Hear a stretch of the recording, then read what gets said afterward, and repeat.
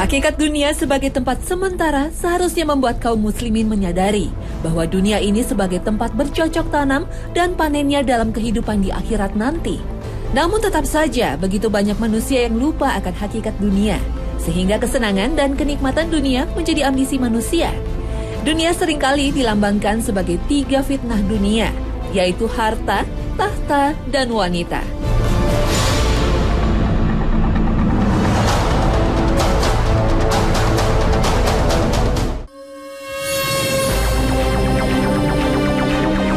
Assalamualaikum pemirsa Trans 7, jumpa lagi dengan Hasanah Ensiklopedia Islam Dunia. Pagi ini kami akan mengangkat tentang 3 fitnah dunia berupa harta, tahta, dan wanita dalam perspektif Islam. Dalam Islam mengartikan kata fitnah berbeda dengan arti yang dipahami oleh orang Indonesia, yakni menuduhkan satu perbuatan yang tidak dilakukan oleh orang yang dituduh. Kata fitnah di dalam Al-Quran mengandung makna yang beragam sesuai konteks kalimatnya dan sebab turunnya ayat. Ada yang bermakna bala bencana, ujian, cobaan musibah, kemusyrikan, kekafiran, dan lain sebagainya. Fitnah dunia telah sedemikian hebatnya menyerang dan menguasai pikiran mayoritas umat manusia. Fitnah itu mengkristal menjadi ideologi yang banyak dianut manusia, yaitu materialisme. Rasulullah SAW pada 14 abad lalu telah memprediksikan dalam sebuah hadis sahih riwayat Abu Daud yang disebut dengan hadis wahan. Rasulullah SAW bersabda, "Hampir saja bangsa-bangsa mengepung kalian, sebagaimana orang lapar mengepung tempat makanan." Berkata seorang sahabat, "Apakah karena kita sedikit pada saat itu?" Rasulullah SAW bersabda, "Bahkan kalian pada saat itu banyak, tetapi kalian seperti buih lautan. Allah Subhanahu wa Ta'ala akan mencabut dari hati musuh kalian rasa takut pada kalian. Dan Allah memasukkan ke dalam hati kalian wahan." Berkata seorang sahabat, "Apakah wahan itu, wahai Rasulullah SAW?" Rasulullah SAW bersabda, "Cinta dunia dan takut mati." Dunia dengan segala isinya adalah fitnah yang banyak menipu manusia. Dan Rasulullah SAW telah memberikan peringatan kepada umatnya dalam berbagai kesempatan. Beliau bersabda dalam hadisnya dari Abu Sa'id Al-Khudri radhiyallahu anhu. Nabi SAW bersabda, "Sesungguhnya dunia itu manis dan lezat, dan sesungguhnya Allah menitipkannya padamu, kemudian melihat bagaimana kamu menggunakannya. Maka hati-hatilah terhadap dunia dan hati-hatilah terhadap wanita. Karena fitnah pertama yang menimpa Bani Israel disebabkan wanita." Astagfirullah. Seperti di awal tadi, secara umum fitnah kehidupan dunia dapat dikategorikan menjadi 3 bentuk, yaitu harta, kekuasaan, dan wanita. Fitnah harta dunia termasuk bentuk fitnah yang sangat dahsyat yang dikhawatirkan. Pada saat di mana dakwah sudah memasuki wilayah negara, maka fitnah harta harus semakin diwaspadai. Karena pintu-pintu perbendaharaan harta sudah sedemikian rupa terbuka lebar. Dan fitnah harta nampaknya sudah mulai menimpa sebagian aktivitas dakwah. Dalam konteks ini, Rasulullah SAW dan para sahabatnya pernah ditegur keras oleh Allah Subhanahu wa Ta'ala karena memilih mendapatkan ghanimah dan tawanan perang. Padahal itu semua dengan pertimbangan dakwah dan bukan atas nama dakwah. Berbuat untuk dakwah dengan berbuat atas nama dakwah bedanya sangat tipis.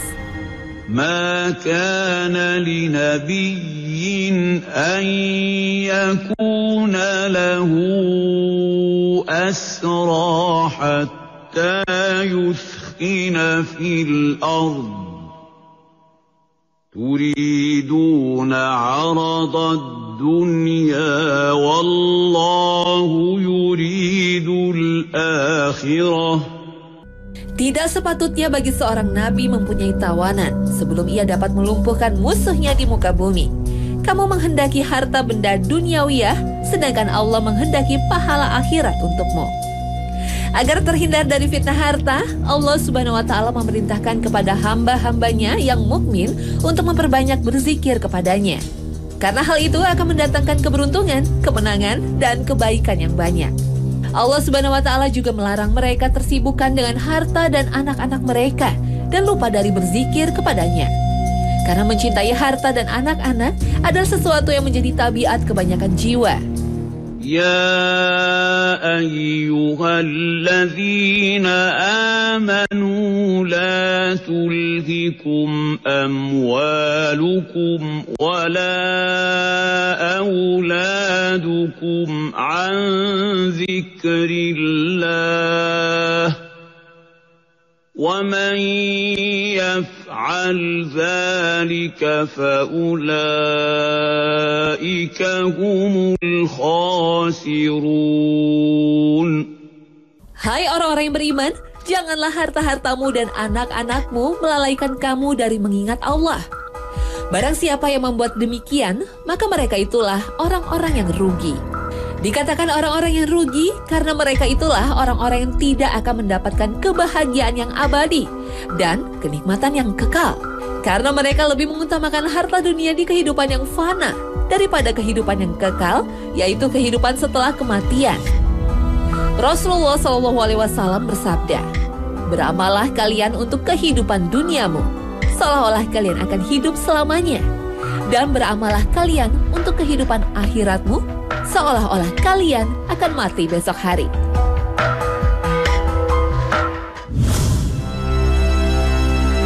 Perbedaan zaman salafus soleh yang paling kentara dengan zaman sekarang, salah satunya dalam ambisi kekuasaan kepemimpinan.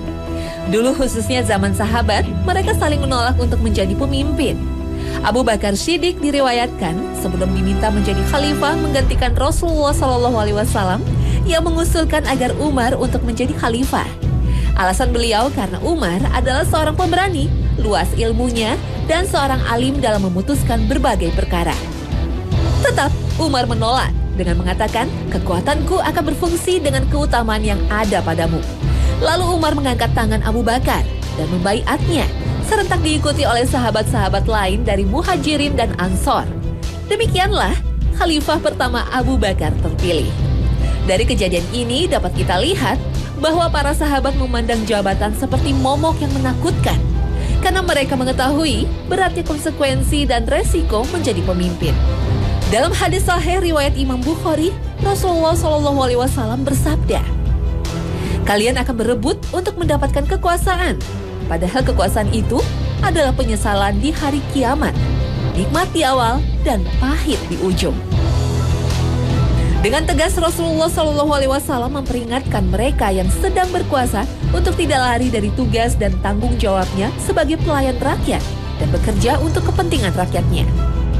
Dalam riwayat Abu Daud, Rasulullah bersabda, "Siapa yang diberikan Allah kekuasaan mengurus urusan kaum muslimin, kemudian ia tidak melayani mereka dan keperluan mereka, maka Allah tidak akan memenuhi kebutuhannya."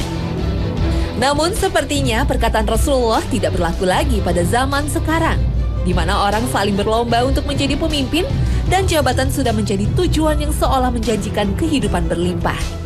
Semua tokoh yang sedang bertarung mengatakan, "Jika diminta oleh rakyat, saya siap maju." Inilah slogan para politisi. Entah rakyat mana yang meminta dia maju jadi pemimpin. Sebuah kedustaan yang dipakai untuk menutupi ambisi mencari tahta untuk menjadi pemimpin.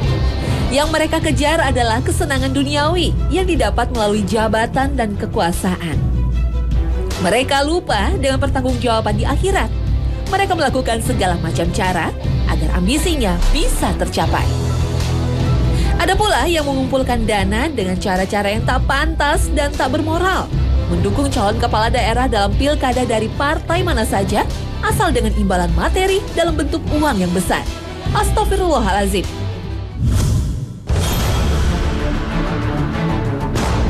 Sudah merupakan kodrat bahwa manusia memiliki nafsu dan akal sebagai karunia Allah untuk menentukan pilihan hidupnya. Karena adanya pilihan tersebut, maka ada surga dan neraka sebagai pilihan hidup manusia. Hal inilah yang akan menentukan mulia dan hinanya manusia di hadapan Allah Subhanahu wa Ta'ala. Bagi sebagian pria, harta, tahta, dan wanita adalah sesuatu yang sangat berharga dalam hidupnya. Maka jangan heran pada zaman sekarang banyak pejabat yang secara karir politiknya hancur disebabkan oleh wanita. Tetapi ada juga wanita yang diibaratkan seperti ratu, sebagaimana istrinya Nabi Sulaiman dan istrinya Fir'aun.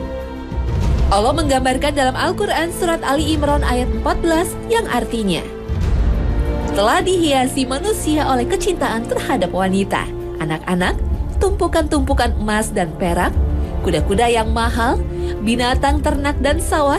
Itu semua hakikatnya hanyalah kenikmatan hidup di dunia. Dan di sisi Allah ada tempat kembali yang terbaik. Dalam sebuah hadis sahih, Rasulullah telah menggambarkan kepada manusia tentang fitnah yang dikhawatirkan di dunia ini. Tidak pernah aku tinggalkan setelahku fitnah yang lebih dahsyat bagi kaum pria kecuali wanita. Dalam hadis lain, Rasulullah bersabda yang artinya, sesungguhnya wanita itu adalah aurat. Maka jika dia keluar, niscaya akan dihiasi oleh setan, dan sedekat-dekatnya seorang wanita dengan Tuhannya, yaitu tatkala dia di dalam rumahnya.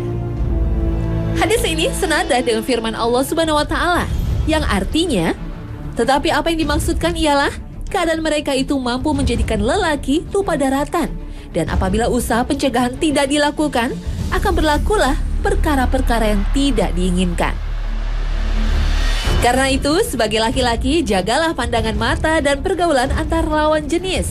Sebagaimana sabda Rasulullah, pandangan mata itu merupakan anak panah yang beracun yang terlepas dari busur iblis. Barang siapa meninggalkannya karena takut kepada Allah, maka Allah akan memberinya ganti dengan manisnya iman di dalam hati mereka. Katakanlah kepada orang laki-laki yang beriman, hendaklah mereka menahan pandangannya dan memelihara kemaluannya. Yang demikian itu adalah suci bagi mereka. Sesungguhnya Allah Maha mengetahui yang mereka perbuat. Katakanlah kepada wanita yang beriman, hendaklah mereka menahan pandangan dan kemaluannya, dan janganlah mereka menampakkan perhiasannya, kecuali yang biasa nampak daripadanya.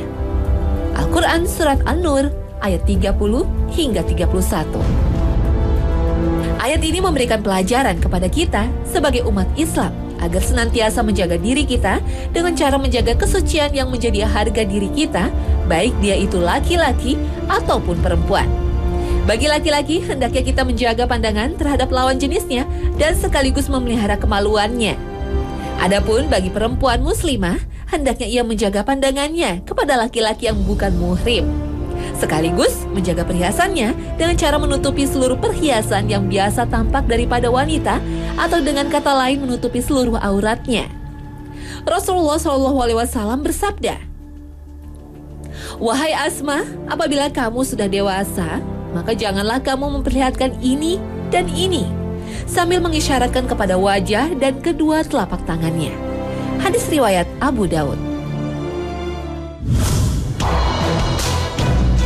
Nah pemirsa, sekarang kita simak peristiwa di zaman Nabi yang terkait dengan 3 fitnah dunia, harta, tahta, dan wanita. Yang pertama yaitu kisah Perang Uhud. Perang Uhud merupakan kekalahan pasukan muslim akibat tidak taatnya pasukan pemanah terhadap perintah Rasulullah karena tergiur oleh bergelimangnya harta dalam peperangan yang ditinggalkan oleh kaum musyrikin Quraisy. Hampir setiap pertempuran melawan kaum kafir atau musyrik, Rasulullah SAW bersama sahabatnya selalu menguasai jalannya peperangan dan berakhir dengan kemenangan. Seperti Perang Badar, Perang Khandaq, dan masih banyak lagi. Namun saat Perang Uhud, pasukan muslimin mengalami kekalahan telak karena lebih memilih harta rampasan perang daripada menuruti perintah Rasulullah SAW. Setelah kalah dengan tentara muslimin pada Perang Badar, kaum kafir berencana balas dendam. Perang Uhud adalah jalan untuk mewujudkan rencananya itu. Saat perang, tentara kafir berjumlah 3.000 dan dipimpin langsung Abu Sufyan. Sedangkan umat Islam berjumlah 700 personil dipimpin oleh Rasulullah SAW. Awalnya kekuatan muslimin berjumlah 1.000, namun yang 300 mengundurkan diri dari peperangan. Dari 700 personil, Nabi Muhammad SAW menempatkan sebanyak 50 pasukan pemanah di sekitar lereng Bukit Uhud. Sebelum peperangan, Rasulullah SAW berkali-kali memperingatkan kepada pasukan pemanah untuk tetap berada di lereng bukit. Kontur Bukit Uhud yang bergunung-gunung memberikan keuntungan kepada pasukan Islam selama perang berlangsung. Satu persatu pasukan kafir berguguran. Dalam peperangan, ada sebuah kebiasaan dari pasukan kafir ketika akan menghadapi peperangan. Mereka senantiasa membawa harta yang mereka miliki dalam jumlah besar untuk dijadikan bekal ketika berperang. Hal ini tentunya sangat menarik perhatian dan menggiurkan pasukan pemanah kaum muslimin untuk berebut harta rampasan atau ghanimah yang berceceran di arena pertempuran. Awalnya pasukan pemanah tidak tergoda dengan banyaknya harta rampasan kaum kafir.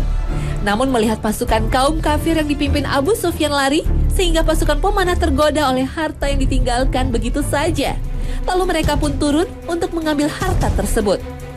Tawar yang pasukan pemanah yang mengambil ghanimah berubah menjadi tangis darah. Keadaan berbalik drastis. Pasukan muslimin terdesak, sahabat Nabi yang syahid sangat banyak jumlahnya. Diperkirakan sekitar 70 sahabat Rasulullah menemui syahid. Di antaranya paman Nabi bernama Hamzah bin Abdul Muthalib yang dibunuh dengan tombaknya Wahsy. Nabi Muhammad menderita luka lebam hampir di sekujur tubuh. Gigi seri Rasulullah SAW lepas dan berkali-kali Nabi jatuh dihujani batu-batu hingga terperosok ke dalam lubang. Penderitaan muslimin tidak berhenti sampai di situ. Setelah kalah dalam peperangan, posisi Islam di Mekah terancam. Banyak penguasa Arab yang awalnya mendukung Nabi justru berbalik menyerahkan dukungannya kepada kaum kafir, sehingga kekuatan Quraisy bertambah. Masya Allah, semoga Allah Subhanahu wa Ta'ala senantiasa menjaga kita dari sifat-sifat buruk fitnah harta dan dunia.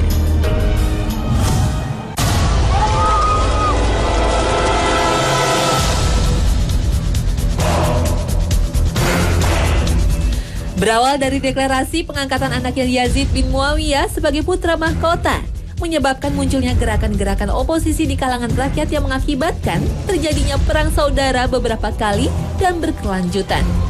Ketika Yazid bin Muawiyah naik tahta, sejumlah tokoh terkemuka di Madinah tidak mau menyatakan setia kepadanya.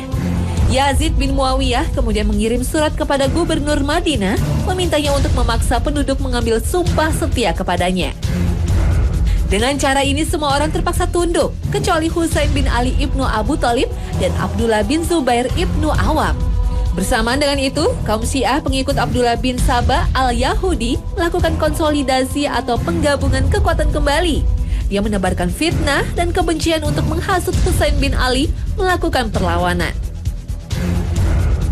Husain bin Ali sendiri juga dibaiat sebagai khalifah di Madinah pada tahun 680 Masehi. Kemudian Yazid bin Muawiyah mengirim pasukan untuk memaksa Husain bin Ali untuk menyatakan setia. Akan tetapi dalam prosesnya, Husain bin Ali tidak mau berbaiat kepada Yazid. Sehingga Yazid menyusun sebuah strategi dengan cara mengundang Husain bin Ali untuk datang menghadapnya, sambil mengatakan bahwa Husain bin Ali akan dibaiat oleh masyarakat yang dipimpinnya di Syam dan Kufah. Maka Husain bin Ali pun datang menemuinya. Akan tetapi apa yang terjadi sungguh di luar sangkaan Husain bin Ali, karena di sana terjadi pertempuran yang tidak seimbang yang kemudian dikenal dengan pertempuran Karbala. Husain bin Ali terbunuh, kepala yang dipenggal dan dikirim ke Damaskus, sedang tubuhnya dikubur di Karbala, sebuah daerah di dekat Kufah. Kabar tentang terjadinya tragedi Karbala yang mengerikan itu menjalar ke seluruh dunia Islam.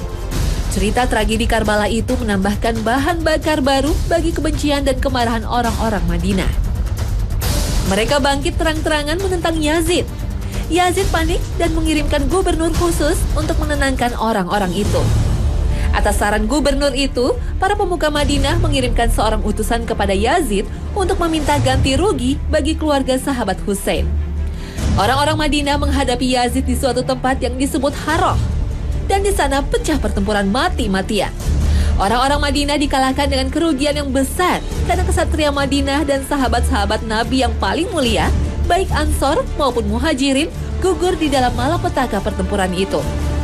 Kemudian pasukan itu menuju Mekah, tempat Abdullah bin Zubair bangkit sebagai lawan khalifah. Ia datang untuk menghadapi pasukan Yazid. Selama 2 bulan, kota suci itu dikepung. Dalam pertempuran yang terjadi setelah itu, Ka'bah dan tempat-tempat suci lainnya mengalami kerusakan. Tetapi pada saat itu pula, Yazid meninggal dan tentara Bani Umayyah kembali ke Damaskus. Allah Subhanahu wa Ta'ala berfirman dalam surat Al-Baqarah ayat 120 yang artinya, mereka orang-orang Yahudi dan Nasrani tidak akan pernah ridho terhadap orang-orang Muslim, sehingga orang Muslim mengikuti agama orang-orang Yahudi dan Nasrani. Al-Baqarah ayat 120.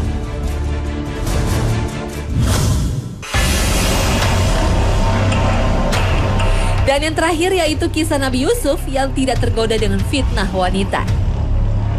Sebagai pemuda yang tampan dan ramah, Yusuf telah menarik perhatian Zulaiha. Bukan sebagai ibu dan anak, Zulaiha tertarik kepada Yusuf sebagai seorang wanita kepada lelaki dewasa. Pada suatu hari di saat suaminya pergi, Zulaiha mengenakan pakaiannya yang terbaik. Bau parfum tersebar di seluruh tubuhnya. Lalu ia menghampiri Yusuf di kamarnya.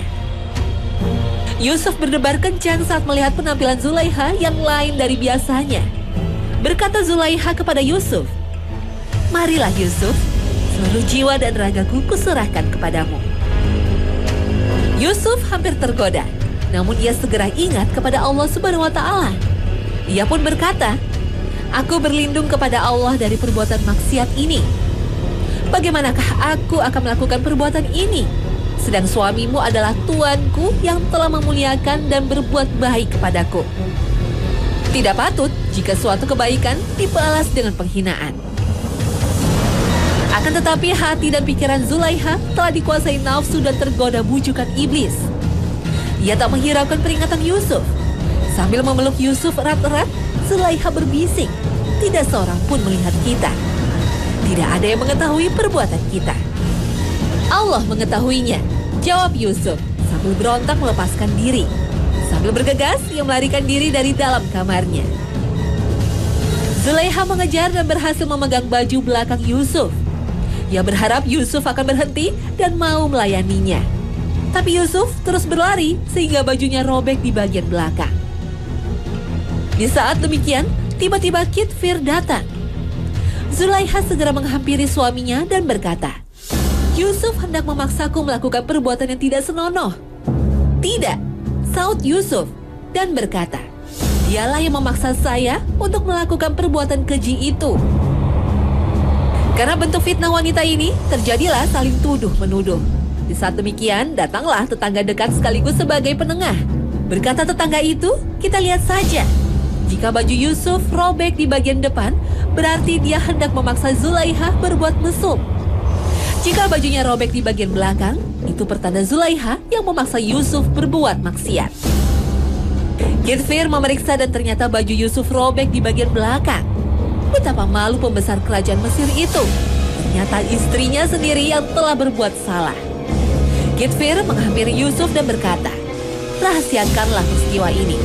Simpan baik-baik. Jangan ada orang yang tahu.